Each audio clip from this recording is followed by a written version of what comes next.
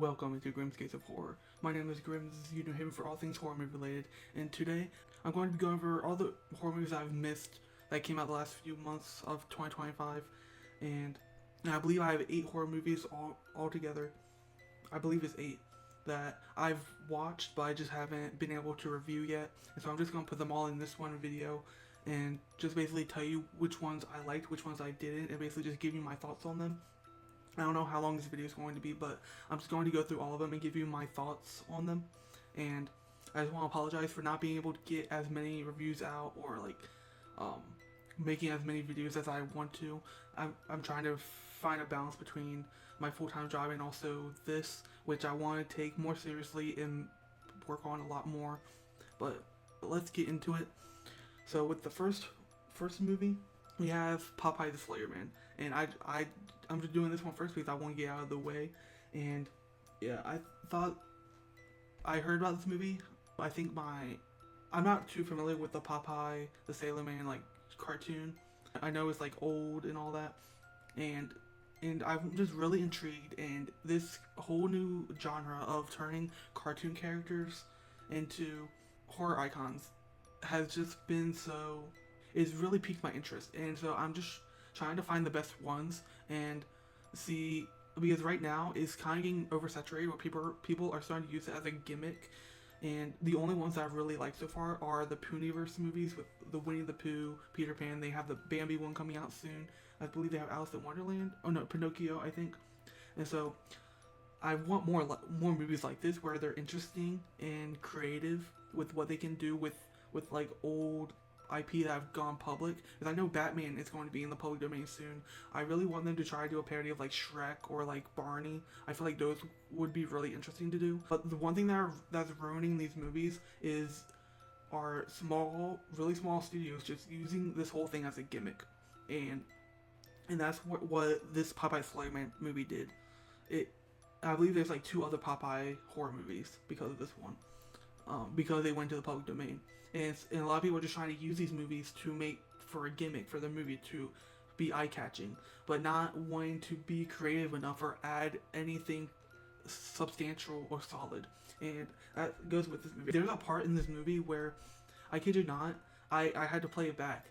Literally, the audio is, if you don't know what looping is, it's basically when you have to record dialogue and put it over the movie, and they forgot to add some of the looping dialogue into one of the I forgot if it was a chase scene or a kill scene, and the lady's lips were moving, but you didn't hear what she said because they were supposed to add it in. And so that just goes to show how bad this movie really is.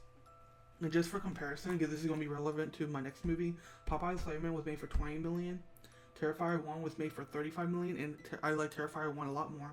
And The Mousetrap was made for $800,000. That movie was okay. It's better than this one. And then Winnie the Pooh, Blood and Honey.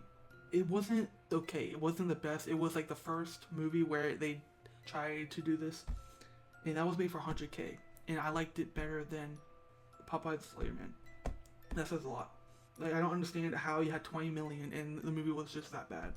I mean, the acting is laughable. Just the story is just so super generic, and there was just no thought going to it whatsoever. I wouldn't be surprised if the script that was AI generated. Because that's what it felt like. So yeah, this movie gets an F. But going to the next movie, which was made for $3 million, and I was really curious once I was told about this one, and that is Hell of a Summer. Hell of a Summer is a horror comedy slasher. It's set at a Camp Pineway, and it's kind of like a Scream and Friday the 13th mashup. And the reason I want to check this movie out is because my little sister actually told me about it because she's a fan of the director, and the director is Finn Wolfhard. If you don't know, he's the actor. He was in Stranger Things. He was in the It movies. So, and I'm a big fan of Finn as well from his roles. And I was really curious to see how he would do as a director. I believe this is his directorial debut, and this was a horror movie made for $3 million. And for a horror movie made for $3 million, it was pretty good. My only gripes that I will start off with is a lot of the kills are off screen, and I kind of like away from the threat of, I mean, some of the kills that they do are hilarious, and just the way that they go about them gives you a nostalgic feel for those old 80s slasher movies. But but it's set in time, and there's a bunch of like modern humor, like, and it basically just blends classic slasher elements with the humor and sensibilities of today's generation. And they just play off the horror cliches, and it basically follows a camp counselor by the name of Jason Hochberg, who is struggling to connect with the other counselors, and Fred Hetchinger, who I'm from the Fear Street movies, is in the lead. And I was actually surprised at how much he really like brings to this movie, because he was such a side character in Fear Street, and I didn't even know he was going to be the lead in this movie. That just goes to show how much I really pay attention to the trailer. But his name is Jason, playing off of like Friday the 13th, and his performance is just relatable, and he's just his acting also. He also has some of the most hilarious moments throughout this movie. The whole cast, I feel like, did a really good job at bringing like the nostalgic horror cliche characters, but also modernizing it with like the humor and like the comedic timing. You can tell from like a bunch of the jokes and like a bunch of like the dialogue, like which ones Finn Wolfhard probably wrote, because he wrote it too with Billy Brick, I believe his name is, and it reminds you a lot of like the dialogue he had as Richie, since I believe he improv'd a lot of that, and like his humor as his dialogue as like Mike from Stranger Things. It's like really on par with that, and I feel like that's because Finn Wolfhard is good at that type of comedy. And so this movie kind of blends a coming of age story with this Jason character with a nostalgic 80s slasher, and it all works really well. My only gripe, again, is that I felt like this movie didn't feel scary enough, or it didn't feel like they were playing off a lot of tropes to where it didn't feel as original as I would have hoped it to be. It just felt like a mashup and like basically paying homage to other horror movies. And I feel like the budget that they had is kind of like what like drew them back from diving deeper into the violence and like showing some good kills. Because I feel like that would have really like enhanced the movie a lot better and made it more not scary but like creepy and unsettling than what we got. Because it kind of just felt like a satirical or almost parody-ish of slasher tropes. So yeah, if I had to rate this movie, I'd probably give it a B-. And yeah, I really recommend checking this movie out. I actually didn't think it was going to be in my theater, but I checked last minute again. I think it was like the third time I checked, and they showed it in my theater. And I'm so glad I checked it, because I definitely had a great time with this movie. I recommend checking it out in theaters. And so going on to the third movie, we have a movie called The Dead Thing. And I feel like a lot of, if you're a book talk girly, I feel like this movie is going to be just for you. Because The Dead Thing follows Alex, a young woman trapped in the world of modern dating, and her life takes a turn when she meets Kyle, a man she connects with on a dating app. And their chemistry clicks just like that. But then Kyle vanishes after their first date, and she tries to find him. She goes to where he works to try to find him, and she's handed a pamphlet for an obituary. And that's when she finds out that Kyle is not just elusive, but he's dead, basically. And so the story blends psychological horror with supernatural elements, and really, I'm not a book. I don't read those like dark romance fantasy books, but this felt like that. And I believe this is a Shudder movie as well. And there's a lot of spicy scenes between Alex and this Kyle spirit, and yeah, I was like, God damn, I did not know this movie was gonna be like this. Dives into modern dating and the cycle of addiction and codependency on these dating apps, and trying to match with someone and connect with them, and how it creates this emotional void by superficial connections. And I think it really portrays the dangers of seeking validation in like quick like casual relationships, and like also exploring the toxic relationships that it can create, and feeding off of like trauma or just mental illness. How emotional scars with like casual hookups and like casual dating can create some bad situations with people getting too attached and not being able to let go of these connections that they find. So find these quick connections that feel so close, but it's like you barely know the person, but you feel so like drawn to them and so attached. And I feel like it really portrays those types of connections, relationships really well when it comes to modern dating and modern casual. And I think the whole cast did really well in this movie. We have Blue Hunt, who plays Alex, and she delivers a standout performance, capturing the vulnerability and unraveling the psychology of Alex with subtlety and depth. Then we have Ben Smith Peterson, who plays Kyle, and I love like the backstory that they gave for him, and like the kind of like lore that they set in place for this movie. I thought it felt really like relatable to like today's like standards in like society of like the urge of wanting to connect so bad, so like you get distracted and then accidents happen because you're just so urgent to look at the phone and scroll and swipe, and it really leaves an emotional weight on the shoulders of the character of Kyle. And it makes you like kind of like sympathize with his character as well, because I mean we all can relate to like scrolling on our phones and not paying attention to what's happening around us, and Kyle like fell to victim of that. And this movie is also directed by Elric Kane. And the whole like all the horror in this movie is basically like atmosphere and like the mood within this movie, and it all has to do also with like the performances of the actors, like, and they basically just create the mood within the movie, and then with Kane's attention to detail and creating a haunting visual and emotional landscape, it just creates for a really emotional and relatable horror story or scary story that like I was surprised at how much I really felt locked in and gripped and like engaged by this movie, just because some of the twists and turns that go on in this movie, I was really surprised and impressed by how they reveal and wrap everything up by the end of the movie.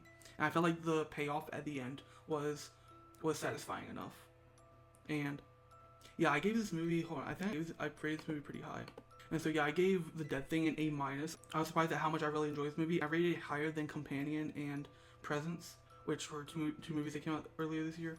And yeah, I thought what they were trying to say with this movie was told in a really good light. Yeah, I recommend checking this movie out. I believe it's on streaming right now.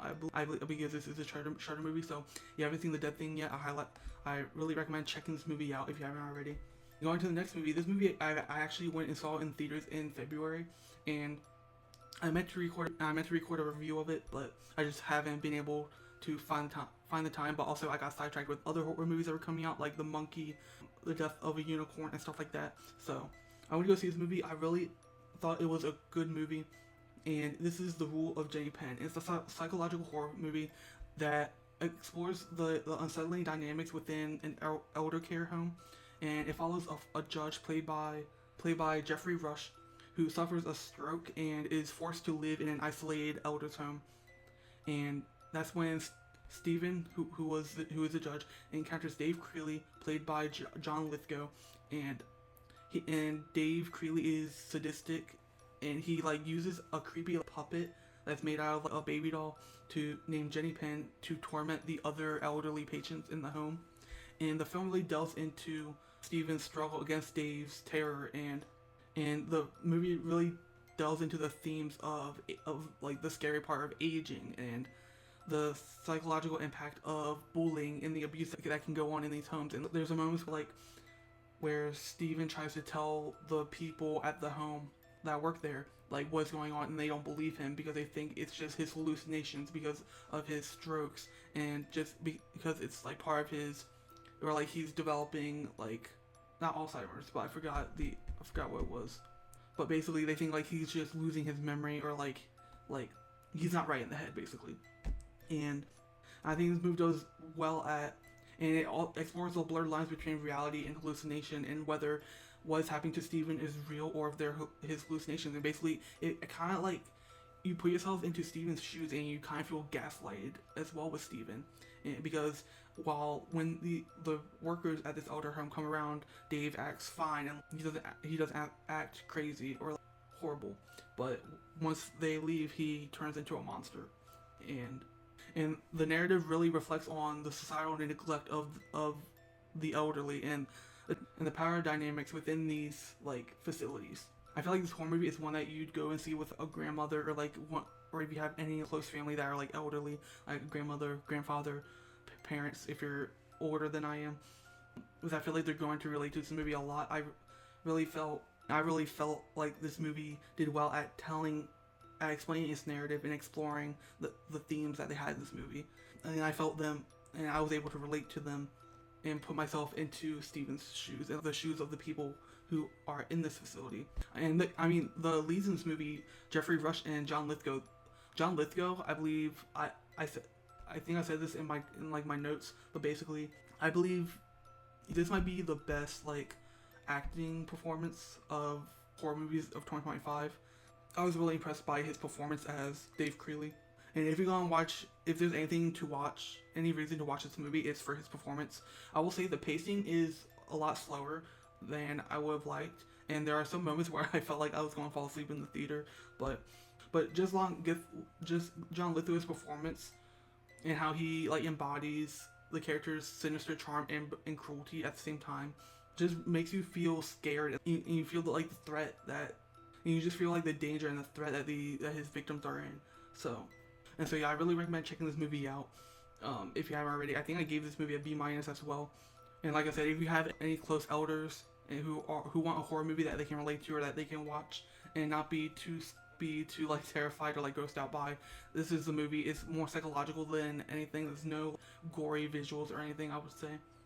But just so yeah, The Rule of Jenny Penn, B-. And moving on to the next movie, we have a movie called Control Freak. This movie is currently on Hulu. It's a Hulu original, and it follows Val, a motivational speaker known for her take control of your life and like being independent philosophy. And she begins to experience an uncontrollable like scratch like on her scalp, and the narrative picks up as she is preparing for a major international tour with her books and like her motivational speeches and and this could like elevate her career. But to finalize her travel documents so that she can go on tour, she has to return to her family's home, who she's estranged to, and retrieve her birth certificate. And as she's going through a bunch of this stressful things trying to get this tour on track, she just continues to scratch, and she's like, what, why is this itching so much? What is going on? And it turns from like kind of like a body horror movie to like a creature feature or supernatural horror. And I was not expecting to see where this movie went. And at its core, this film explores the human need for control and to have control of yourself in your life, and the helplessness of having to submit to like the compulsions of like letting people help you or like asking for help.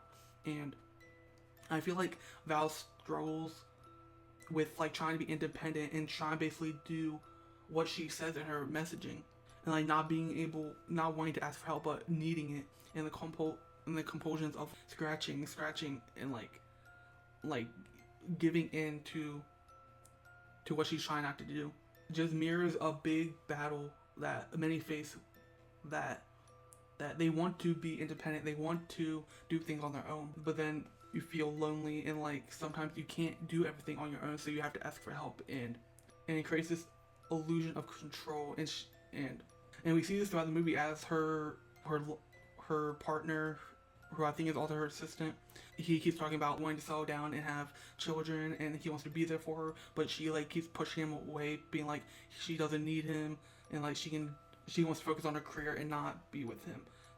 But then we go down the whole rabbit hole of like this Sanchi like folklore, where basically this is a spirit of this like demon or ghost. I believe the Sanchi is like the hungry ghost that feeds, and basically it kind of reminds me of Smile 2 in a way, where it's a psychological like horror movie, but then turns into a creature like movie, but this time it's like body horror and then supernatural, and just the way that they explore this folklore and how it connects to Val and her family, and why it's coming back and affecting her. It's just really interesting, and it was really entertaining. And I was just glued to the screen. I was on the edge of my seat watching this movie all unfold, and there was a lot of like unsettling and like uncomfortable like imagery when it came to showing the body horror. Literally, Val would be doing a regular task for work, and you could just hear her scratching, and would focus on the task that she's doing, making food, and then you just kept hearing her scratching, and it kind of like started to like drive you a little bit insane as well, because of like her scratching so much. It's like, okay, it's starting to be unsettling, and then it turns to like like some ants like crawling on the ground, and you're like, wait, are the ants connected to the itching and everything? And yeah. Also, the monster that's in this movie, it kind of reminded me a lot of like a Demogorgon or like a Xenomorph. The way that it looked with like the CGI, and there might have been a little bit of practical effects, and so that kind of gave me I also got interested by that, because I'm like, huh, that's interesting. It kind of looked like they did bring some inspiration from like a Demogorgon to make this creature.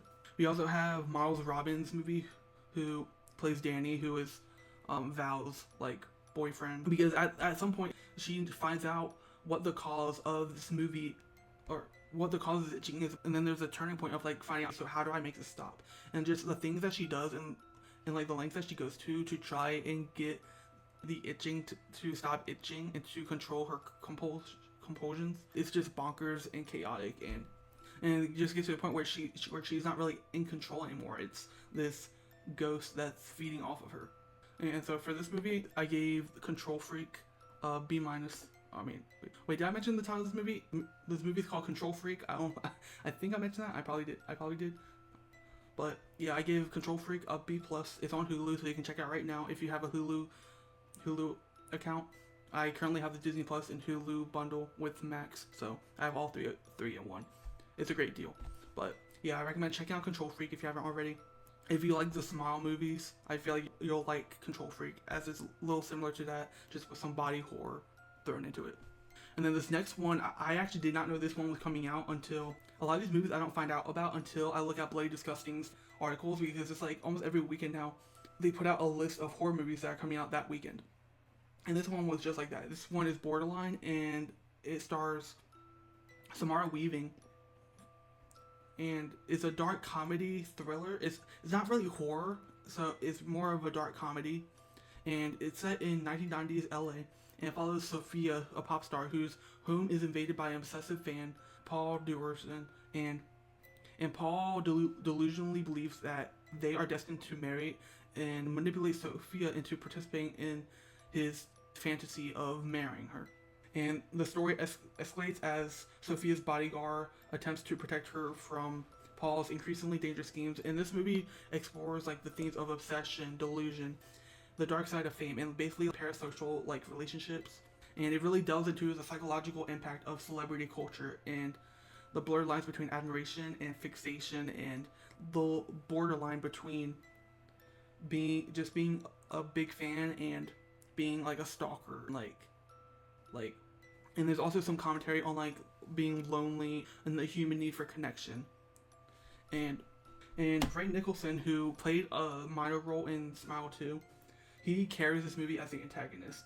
And I know I just said John Lithgow might be the best or horror antagonist performance, but Ray Nicholson, I think it's a close one behind John Lithgow, just because like he really captures that parasocial like psychotic mentality really well, and how he like brings that into his physical form as an actor, and like and his performance is just so believable and feels so real. And I feel like I feel like the writing in this movie was really lackluster, and the movie itself just felt underdeveloped.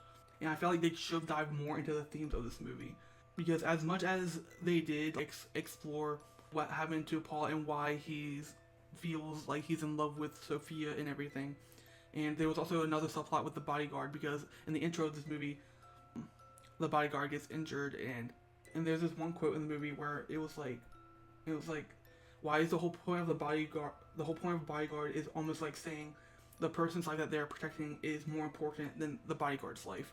And there's a whole subplot with him and his daughter that I thought was a pretty good like subplot, but I felt like they didn't explore the main themes and focus on them enough. Because where this movie where I really like this movie is the kills when they happen are entertaining. The comedy is subtle, but it's subtle and generic, but the comedy is very subtle and generic, but I feel like you'll get enough laughs out of you. And it just felt like the performances in this movie were the actors were working to try and save a mid script with their performances, and it kind of didn't like. And at first, when I heard about this movie, when I thought of Borderline, I thought, okay, maybe they're trying to tell a story with like BPD, which is borderline personality disorder. But the more I thought about it, it might just be like the borderline between being a big fan and then being like a crazy parasocial fan. And I think that's more of what this movie is. And I feel like that kind of like confused me a little bit. And there is like some shots in this movie that I really liked, like how it was shot. It was almost like shot in like a still frame where like the camera turns and moves, and I really like the way that those scenes were shot. And some of them were like really comedic. Like Alba Baptista in this movie, who I haven't really seen act that much. I just know her because she's the wife of Chris Evans, who is one of my favorite male actors. And so I recognized her, but I was like, where have I seen her before? I'm like, oh, okay, that's where I know her from. And she, she was delightful in this movie. I will just say that. Like she kind of plays like the assistant of Paul and like helps him like get to Sophia and everything. And like she has like just this energy to her that it's where it's like you're supposed to not like her, but like they make her so enjoyable and like funny, just like with how energetic and like how much fun she's having when like killing some of these people. And but instead of finding it creepy, you find it like adorable and charming. If you're looking to check out the movie, I think you should still check it out. But for me, I had to give this movie a C+. I was kind of disappointed about this movie, and it explains why it didn't go to theaters. It went like straight to streaming, and that should just tell you like how good of a movie it was. I feel like if you're a Samara Weaving fan, you should definitely check this movie out. I will just say it's not. If anything, you should just go watch Ready or Not, because it's, from what I've heard, the better Samara Weaving movie. I haven't seen Ready or Not yet, so please don't attack me for that. But yeah, I haven't seen that movie, but I would just go watch that instead of this movie. But again, it's here if you want to check it out. And so the last movie that I have to review is a movie called Opus. And the story of Opus revolves around Alfred Moretti, who is a retired 90s super pop star who invites a group of journalists to his compound for like a listening party of his new album. And among the guests is Ariel, played by Ayo Edebiri. I hope I said her name correctly. And she's basically a new starting out journalist who is trying to like write her first article. And basically all of her coworkers are white, and so she faces like, and so she's not given the same like opportunities or like, treatment as her white colleagues. And so once she's picked to go to this compound to meet with this Alfred Moretti, who is like a pop star that hasn't been seen in 30 years, she jumps on it and she goes, and she quickly becomes suspicious of Moretti's cult followers because he basically has like a cult at the compound who are known as Levelists. And Ariel uncovers sinister motives behind Moretti's actions. And this movie delves into the themes of celebrity worship, blind faith, and really the dangers of like giving trust into these celebrities that we follow. And it really critiques how society often gives these public figures a godlike status, but when in reality they're just like any one of us. And this movie really explores the psychological and moral consequences of such devotion.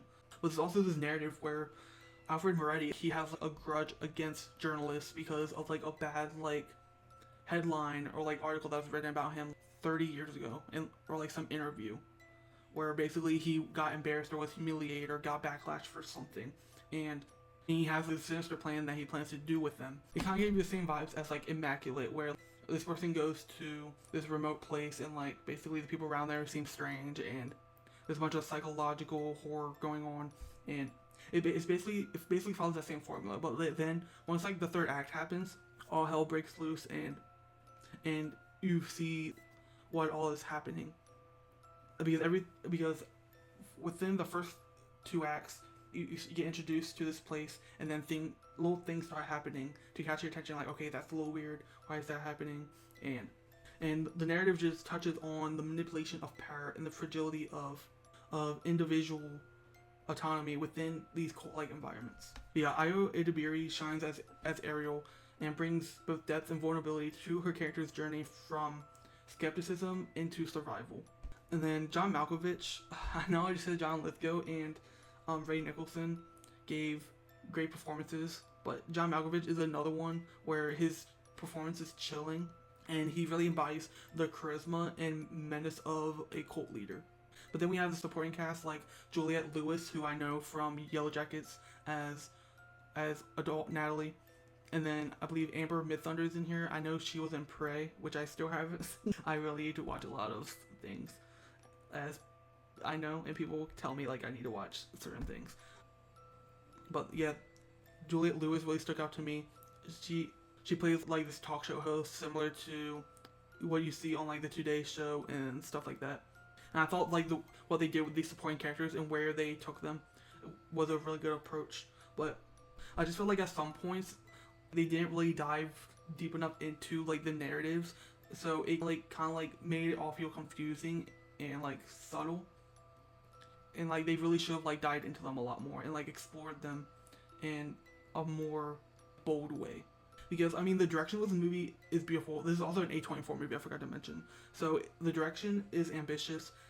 It's another like original movie, and that's what I love about A24 movies. I feel like A24 and Neon with their horror movies, I love just how original they are. I feel like a lot of horror movies nowadays are trying to stick to an IP or are just going off the same formula, but I feel like A24 is trying to be as original as they can, both with this movie and then Death of a Unicorn, which I thought was a little underwhelming, but I thought it was entertaining and fun, and I applaud this movie for being ambitious as well. And just they really blend eerie visuals with a pop culture aesthetic, which I really was mesmerized by. And again, the isolated compound amplifies the film's claustrophobic atmosphere, which is usually what you get in these types of movies. I just feel like some horror movies do a lot better, like Immaculate, for example. I feel like that movie does it a lot better. But yeah, for Opus, I have to give it a C+, because it did also feel slow in the first 2 acts, and I felt like they were on to something great with this movie, but just the way that they executed the story and like trying to use the narratives to critique some of these themes like celebrity worship and like the damage that like journalists can do with like headlines and like basically embarrass these public figures. I feel like it was all just a little confusing and not all clear enough. And so let me know which one of these horror movies sounded interesting to you, whether you like check them out or not. I might do another one of these videos depending what movies I'm able to see next. I really need to check out some that come to mind are The Woman in the Yard I want to check out, which is the new Blumhouse movie. But there's Ash with Isa Gonzalez, I believe it is. I need to check that one out. And then there's a new one called Gazer. 3 horror movies that I need to watch. And Ash and Gazer both aren't in my theater. And so I don't know when I'm going to be able to see them. Probably when they go on streaming or on digital. But once I'm able to see them, I'll make reviews of them and bring y'all my thoughts and opinions on them. But yeah, hope you did enjoy this video. If you did, please drop a like, subscribe if you are new, and join the Grimpire. Turn post notifications on to get notified when I do post again. I'm currently working on my Final Destination movie reviews. It's my first time watching them. All my socials will be down in the description below. I have my TikTok down there, my Blue Sky, my Instagram. Those are where I'm most active, so if you'd like to follow me on those socials will be down in the description. I also have links down below so you can check out these movies as well. The ones that are on streaming, you can just check them out on their platforms. But for those of them that are on Prime Video, I'll have links down below so you can check them out. And let me know what other horror movies like to see me review this year. But yeah, if you like, check out Popeye the Slayer Man, Hell of a Summer, Control Freak, The Dead Thing, Borderline, Opus, and all the others. Check them out right now.